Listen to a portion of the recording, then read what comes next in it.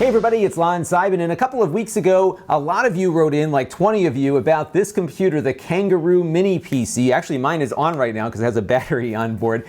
And what I figured I would do is reach out to the company that made it. So if you haven't seen my review, do check it out. I go through it in detail, but in a nutshell, it's a Windows 10 PC for $100. And we're going to find out more about what makes that tick right now, because on the line is Ben Chu from Kangaroo, which is I guess a subsidiary of InFocus, the projector people. And Ben's going to walk us through this hardware and talk about how this came about. So Ben, I want to start with just the price point here. So we're looking at a Windows 10 desktop computer. I believe I called this the best value Windows 10 computer out there, because it is. Right. How did you get this thing to work for this price? Is there some magic going on here, or is this the way things are now? Right. Well, thanks again for the opportunity to speak, and we appreciate the review that you did. I mean, definitely the product is at an aggressive price point. Certainly all the items that you mentioned in your review, whether it's the aluminum enclosure and the ID, to OS links, to the integrated battery, fingerprint reader, and all the items the features that you talk about. I mean, the way we look at it is that we're trying to create a new form factor, right? It's about this mobile desktop that we're trying to established within the marketplace. So somewhat different from a mini PC, I think, in the sense of it's combining a lot of different features that you've not seen before. So we see this as an opportunity to really carve out a new market segment. And it's about the accessories, it's about the docks, and it's, again, about an opportunity to reinvent, to some extent, the desktop category. So that's sort of the logic behind why we want to go after this aggressive price point. So it's kind of an investment in perhaps building a new product category? Exactly. And it's about some of the items I think that you talked about, whether it's the docks and hopefully some of the accessories that we're planning in the future. You know, we see this as a long-term game plan. And let's talk about too just where the market is at the moment, because at the moment there's been a lot of mini PCs out there. Right. You know, maybe $50 or $60 more. Few though from companies we've heard about, right? Most of them have been you know, overseas companies that are finding ways to work with this Intel chipset and everything. So I mean, what did you guys look at in the marketplace? You know, what went into deciding what this product was going to be? Because it does have more than a lot of those other computers have. Right, and I think as you've touched on in some of your reviews online, I mean, certainly there is this set category that's out there already. You know, whether you call it a mini PC or the stick PCs, right? And I think there's a segment out there that's really not yet being served by either one, in the sense of, again, we're trying to create this mobile aspect of a desktop, right? In the sense of it's something that you can put in your pocket, form factor wise, but it's also got the battery or the fingerprint reader. And it's a combination of these things that you wouldn't normally associate with a desktop. So it's sort of the kind of the best of the best in terms of trying to formulate a new category that basically doesn't exist, right? Because stick PCs, I think you're limited by having to be physically connected to a large screen monitor, right? Otherwise, it doesn't work, obviously, because it needs power, right? Right. And then certainly some of the more traditional mini form factors, again, it's meant to be stationary. It's not meant to be carried in your pocket or moved around. So that's really the genesis around this concept around the dock as well. As you can see, it disconnects, right? It disengages from the bottom part. So you can leave the docks, you know, next to a PC or a PC monitor or a large screen TV. And the intent is, again, to move from point A to point B with just having to have your docks in these locations, in these different locations. So let's walk through this real quick, if you don't mind, because I'd love to kind of explore what we've got here to make sure I didn't miss anything when I reviewed it. So I'm going to pull this up for you to see too. So we have the Kangaroo here. So most of the guts are in. I'm going to pull the dock off right now. So most of the guts are in here, right? So this is where the processor is and everything. And a lot of people have been asking, and I didn't test this myself yet. I can plug in an iPad into the USB port here and control it with the screen. So I'm able to use this without this attached at all. Is that right? No. Nope. So let me clarify. I think there's been some misconception. The micro USB port that you pointed to originally on the side on the main unit there, that's really just for charging the internal battery. So the intent there was to give you an opportunity to on the road, right, to avoid having to carry as many cables and whatnot. But if you want to connect into the iPad, the main mechanism still is through the dock on the bottom part, through the standard USB locations there. Again, 2.0 and 3.0. But I think, as you showed in your review, the intent there is to give you an opportunity, or again, what we're calling sort of Windows 10 on any screen anywhere. And it's a lot. The logic is really around trying to give the user the ability to connect into their Windows desktop on the Kangaroo through an iPad screen. And I think, as you showed really well, that it's just basically it's a secondary, primary monitor in the case if you're just using the iPad. I think you also touched upon the action switch a bit. There was some. Yeah, I didn't know what to do with that one. That's over here. Right, so it lights up when I switch it, but I didn't know what else it did. Right. So I think there should be some articles now on our website that gives a little more of an understanding. I think we may even have a video up, a short instructional video on that now. But the intent here, and this is, again, for more of the geeks out there, the hardcore techies, but we wanted to give owners the opportunity, once you switched on, the ability to connect point-to-point into this unit. So it basically allows the Wi-Fi module that's in this unit to become a wireless access point. Oh, okay. So now, this is, again, is probably more in those unique circumstances when there's no Wi-Fi. Right. And certainly that's less and less true. But in those rare instances when you do not have a Wi-Fi access point, you can connect into this directly. Now, you can, and I'm sure, as you know, there's probably many pieces of software out there, whether it's VNC or remote desktop, that basically, as long as you've got the connection through Wi-Fi, you can then directly link into the unit itself.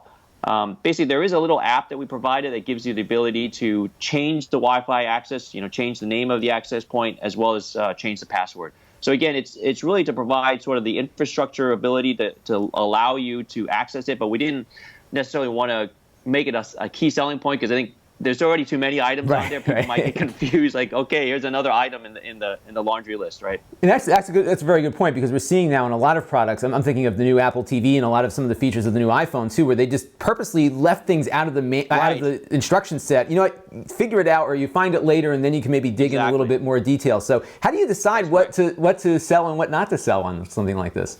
It's been a challenge. I mean, it's a good problem to have, right? But sure. The reality is that you tend to forget how many items or features that you want to focus on, and at times we try to just focus on the top three. And I think, again, you touched on it really well in your review about, okay, whether it's OS links, whether it's the fingerprint reader and the Windows Hello integration, or whether it's simply this integrated battery and the docking mechanism. So we tried to limit it to three, because most people, after a while, they'll kind of glaze over, and it's like, oh, what else are you talking about? So we tried to limit those three main items, and I think we've again highlighted those primarily on the website. And how has Intel changed the game here too? Because this is not just because we can make something this small, it's because the system now is pretty much on a tiny little chip, everything for the system. That's right. So how much does Intel play a role in all of what you're doing here? Oh, obviously it's critical. I mean, Intel and Microsoft Windows it's really about that whole ecosystem. But I mean, certainly they've done a great job with Cherry Trail in terms of just going from a step above from where they were last year with Bay Trail T and the whole PC stick form factor that's been created out of it. Because certainly this is an evolution of that whole CPU, that whole SoC history, right? And I think they've really done a good job with being able to certainly help us in the case of getting this product launched when it comes to some of the thermal issues and the heat. And I'm sure you've noticed that it does get a little warm. Right. But I think for the most part, since it's not a phone, you're not holding it in your hand most of the time, so it's physically not in contact with your hand. So I think it's fine. And again, I think they've done a great job giving us the ability to whether it's a desktop environment, just again casual use, web browsing, email, to something like streaming media on a large screen TV, right? So they've given you all those capabilities. It's again, the way we see it is it's definitely a step above anything like a streaming media device, because it's a PC, right? You can still treat it as an office desktop for the most part. So it's I don't know how you want to position it in the sense of, hey, am I getting a Roku with my PC, or am I getting a PC with my Roku kind of thing, right? So it's the best of both worlds in our minds. And that's what's neat about this too, is that it gives the user some flexibility, especially those who are technically inclined to say, oh, I know what I can do with this thing. Let me do X, Y, and Z with that. So let's talk about the dock too before we get into more use cases, because I can talk about things to do with this quite a bit. So talk about this connector here. So is this some proprietary thing to Kangaroo? Or is this something that's more standard out there? Well, it's an off-the-shelf component, but the reality is that we're trying to create some proprietary aspects around the pin designations. So we've tried to combine some of the unique ports here in the sense of giving again HDMI, the two USB ports, and we're hoping as we get feedback from the market to try and create some additional versions of this dock, whether it's whether it's with additional HDMI or additional VGA ports, Ethernet, what have you. So clearly, the intent of that port there is that pin out is to give you some future-proof capability, so that hey, we're going to really build an ecosystem around this port and to give it some future longevity in the marketplace. And do you see this as something that I can like chain a bunch of these together and get like like a whole stack of these docks together, or is it just one per thing? You think? Well, that's certainly an opportunity to think about, right? I think there's been some interest that we've heard about, hey, can we daisy chain some of these items together? I don't know at this time if that's going to be a major focus, but I think certainly that's something to think about. I mean, if there's enough interest in the marketplace, that's something to consider. And what made InFocus want to do this? And this is certainly a big department. They're not a PC maker. They're making projectors. They're making things Sure. that kind of supplement PCs. And certainly it's easier now to make a PC perhaps than it's been before because Right. Intel's got everything on a single chip. But what prompted the creation of this from InFocus, which has not been focused on making PCs for a while? Right. So I think some of the themes that the company has been focused on, and certainly you've seen this perhaps in other marketplaces where InFocus is better known perhaps in Asia, whether it's China or India, and they've broadened their product portfolio to include cell phones, televisions, what have you. And it's really around collaboration and wanting to create a better way to work smarter and more efficiently with people. And clearly, I think this is an evolution of that logic where hey, we're branching into the consumer space. There's a lot of interest in, again, these new form factors, and I think the interest is there to kind of shake things up a bit. So I think that's the concept around, hey, we've got a small team, sort of a startup mentality to bring this product to market, and it's exciting. I mean, there's a bit of a challenge there because, as you mentioned, InFocus is not well known in this specific space, but certainly this is a big first step in that direction to get the name out there. And clearly you're focusing more on getting consumer feedback for this, get it out there, see what Right. people do with it. So we've got ourselves a very, I guess I don't want to call it a minimally viable product because it isn't minimal in the sense that it does everything you'd want a product like this to do, but in some ways Right. it is kind of like that. I mean, what do you envision seeing people do with these things that kind of prompted this development? Because clearly there must have been some spark in the company to say, now's the time Right. to do this. What was that spark? Well, clearly, right. Clearly, I think the spark has come from the strong interest, as you said, right, that Intel and Windows 10 it's really a combination of seeing those key elements come out, at this time, and we're trying to say now, hey, we've got some ideas brewing around how do we extend the product portfolio. But I think it's having those base tool sets in place that we can now leverage this across all the products. But I think clearly the big differentiating factor is, as you said, we've got this new form factor, right? That's now something that we've not seen before in the sense of having all these components together. And again, I think there's, whether it's consumer space as well as in the business-to-business area, we see a lot of vertical opportunities as well that's coming out. And so I think we can kind of leverage feedback from both sides to kind of push the envelope on, okay, what else can we do with this? And certainly I think with IoT and all the small server opportunities that are out there, I think this is an element that fits into that bigger picture. So we're really just trying to explore now, how does the dock, what kinds of docks, what different ports in and out that we can now extend the dock mechanism to. And I think that's going to take some time because I think there's a lot of there's always too many opportunities, right? This is sort of the problem, is how do you pick and choose, right, where to focus? So we're working through that now. And the PC market is very diverse. It's not like it used to be where you bought a computer every 5 years and that it was a very major purchase. I mean, you can almost buy, you can buy, I've reviewed the Microsoft Surface Book right there. You can buy probably 20 of these for what one of those costs and get a lot of what you want to get done on one of these things. But I'm curious though, what, there's a certain kind of configuration that you're choosing for this, which has been similar to all the other ones. Is there plans? Because a lot of people have been asking this question too. Is there plans for a 4 gig model or one with a Core M or something like that? I mean, you certainly could keep going, but I guess there is a need to focus, right?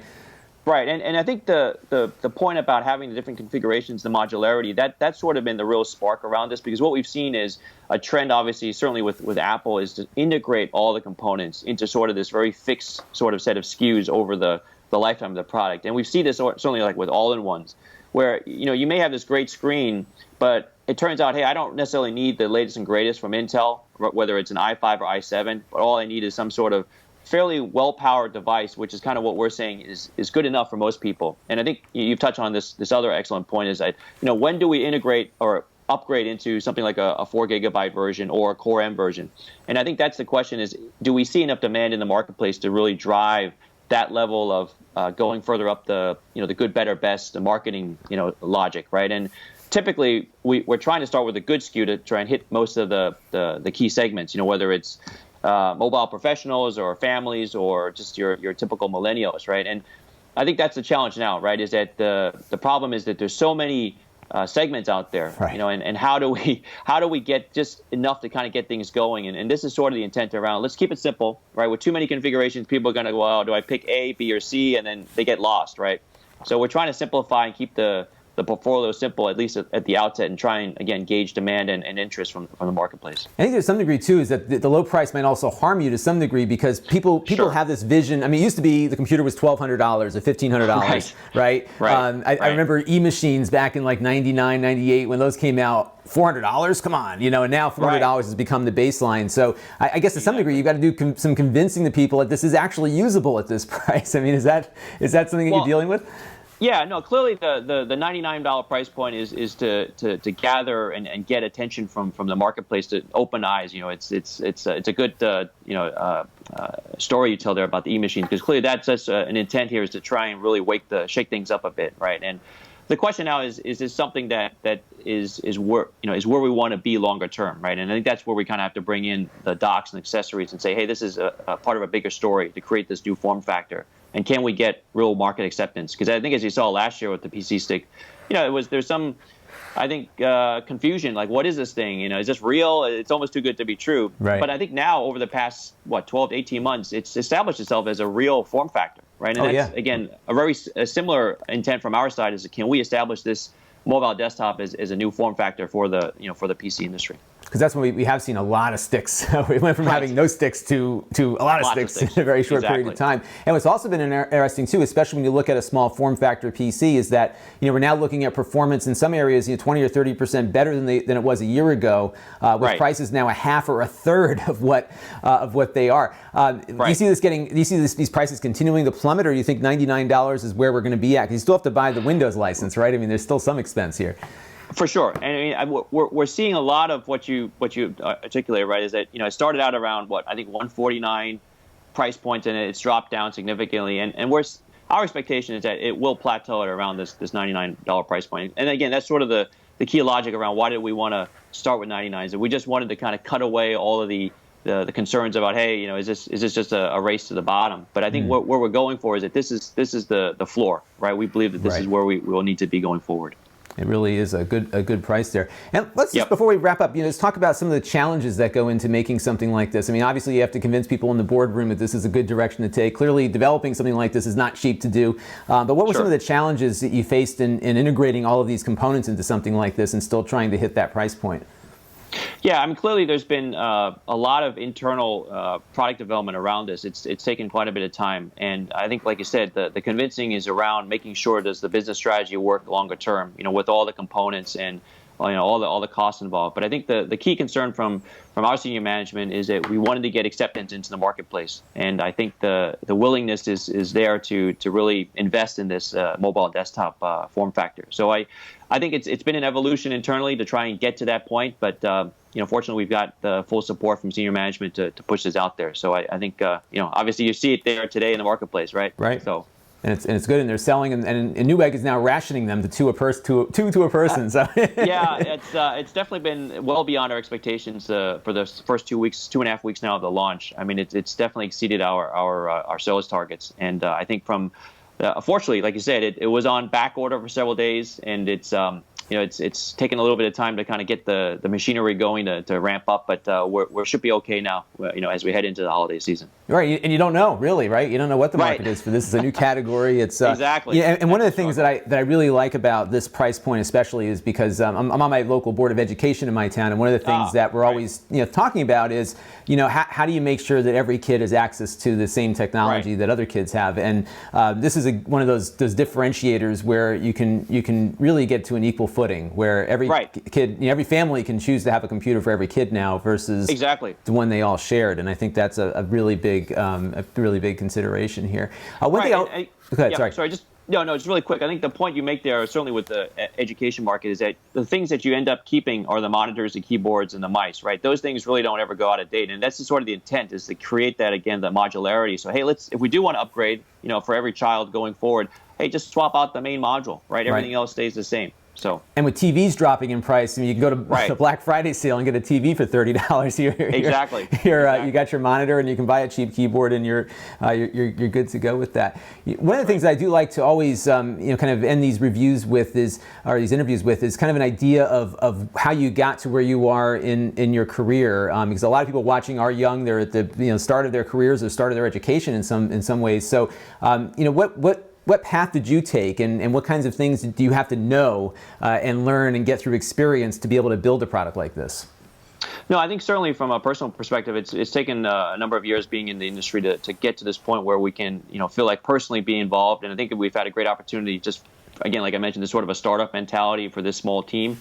And I think a lot of the elements, whether it's the pure sort of business side or the supply chain side, or certainly seeing, I think most recently, personally, right, from a marketing perspective, sales side, just to see how much is involved there, whether it's choosing the specific features, again, looking at the laundry list, hey, there's too many things to talk about, and then trying to really focus. I think that's personally been a professional development point, to try and, hey guys, you can't boil the ocean here, right? You need to focus on a few key elements, otherwise you just keep going around and around circles. So I think that's been a key learning, right, over the past 12 months, certainly from me personally, just to kind of be able to focus on the elements that we think people will be most attracted and appealed to. So that's been a big learning. That's got to be hard too, because you are somebody who loves this kind of stuff, because you're building exactly. it. You want to put everything in there, right? It's that's the problem. That's truly the problem. It's just because we get into that mindset way. Hey, we want to really delight and exceed the customer's expectations. But at a certain point, you kind of reach a point where you're thinking, hey, it's probably too much, and you're just going to confuse people. So let's try and limit this a bit and say, hey, we're not. It's not that we're not going to perhaps in the future develop into that point, but for the time being, let's focus on a key set of features and focus on that. And because you have a dock, you have an excuse now to say to people, hey, we'll come back to it later. We'll build a dock for it, right? And that's right, exactly. Gives us some flexibility to expand that ecosystem there. And then from your own education, did you go to school for electrical engineering? What was your path into the industry? Actually, I started. I did go through business school and basically focused on sort of more on the business side of the house and supply chain side. So I'm coming more from a manufacturing background. And that's important to note, too, that you don't always have to be an electrical engineer, perhaps, to lead a project like this, because there are a lot of financial decisions that go into these things, and sometimes some business acumen is pretty helpful, too, right? So no, clearly, it's having, I think, more of a project manager perspective to look at kind of all the different cross-functional areas, whether it's, again, it's the R&D and the engineering side, as well as supply chain, as well as sort of like you mentioned, all the marketing and sales pieces. So it's been a lot of fun being able to kind of touch, wear different hats as we go through the product development of this product. And then I guess moving forward here, so this is going to be the Kangaroo PC for at least a little bit of time until you guys get some market feedback and figure out where you want things to go, and then it'll probably grow and change over time as Intel introduces new chips and everything else. That's right. Yeah, and certainly we want to evolve with the Intel platforms, and certainly with Microsoft as they just rolled out today, right? In fact, the Windows 10 upgrade. I think it's their fall software update. So it's seeing some additional features come out, and I just upgraded it the other day, so it works fine, no issues. That's probably always a nervous point when is it going to work or not? And, exactly. And actually, that leads to another question. So I guess building up a customer service department here for these products too is very difficult, because I found a lot of times with these things is that it's one thing to get the computer for $100. It's another thing to have that computer supported in the way that they want to do. What kind of planning goes into that?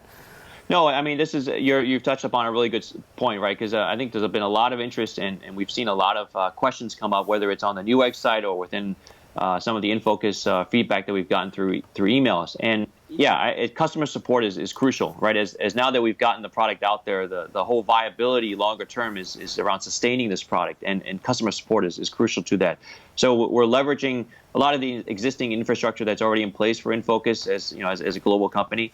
So clearly we're now getting some additional headcount to make sure, hey, we've got this upsurge, right, in interest, but we need to be able to answer people's questions and some of the concerns. So that's in place now. So yeah. Good. That's an important point because a lot of times it's the after-sales support is more than anything. Right. And one last question: what have you heard so far that you didn't expect to hear from customers on this? No, I think for sure I think you touched upon it, right? Is that you can see, certainly for Newegg customers, that certain market segment. I mean, the first thing everybody seems to be doing is, hey, I want to put Linux on this, right? Or extend the product to some other use case, and it's great. I mean, that's exactly what we had hoped for. Is that the market will see additional ways to leverage this product, and that's what we want to be able to do, is generate sort of a community feel to this. That hey, this is something that we want to build on for the long term. So that's been great to see that level of interest and excitement about the product, that hey, we can do whatever we want with it, right? Because it's giving everybody sort of the basic building blocks to work with. So you can put Linux and other operating systems on it if you want to do that? Yeah, we're clearly not focused on that. I mean, we're it's a Windows 10 platform from our perspective, but I've seen a lot of the reviews come up with some interest in that area, and certainly the people who know how to do it, they're doing it already. Right, they'll be able to get it done and get it on there. So exactly. Terrific. So right now it's only available at Newegg, right? Until sometime later. We're launching with Microsoft Store later actually next week. So we should be in that retail segment shortly, and we're looking to see what the interest is broadly, and then we'll try and leverage out into additional retail channels, hopefully within the holiday season. Terrific. And if people want to learn more about the product, where can they go? Kangaroo.cc is the website. So hopefully it's simple enough to remember. Good. Kangaroo.cc, and of course you can find them at Newegg and now at the Microsoft Store too, so you can actually go play with one in person. And they got stores all over the country, here in the United States and I think around the world, so you'll should be able to check it out there. Anything else we should know about before we close out the interview with this neat little device?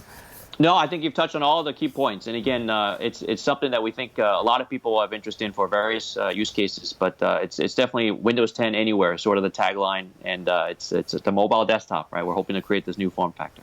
Well, terrific. Well, it's a great, I've really enjoyed playing with it. I'm going to be doing probably a few more things with it because I keep getting questions from viewers. So we'll be kicking the tires a little bit more on it. And if there are things that you have coming up that you'd like for us to try out on here, please let us know, and we will put it through the ringer for you. So, Appreciate that. Ben, thank you very much for joining us, and we'll probably be in touch soon later in the year. Great. Thanks, Lon. Thank you. This channel is brought to you by the generosity of my Patreon supporters. If you find the channel helpful, you too can contribute for as little as $1 a month. Visit Lon.TV/Patreon to learn more.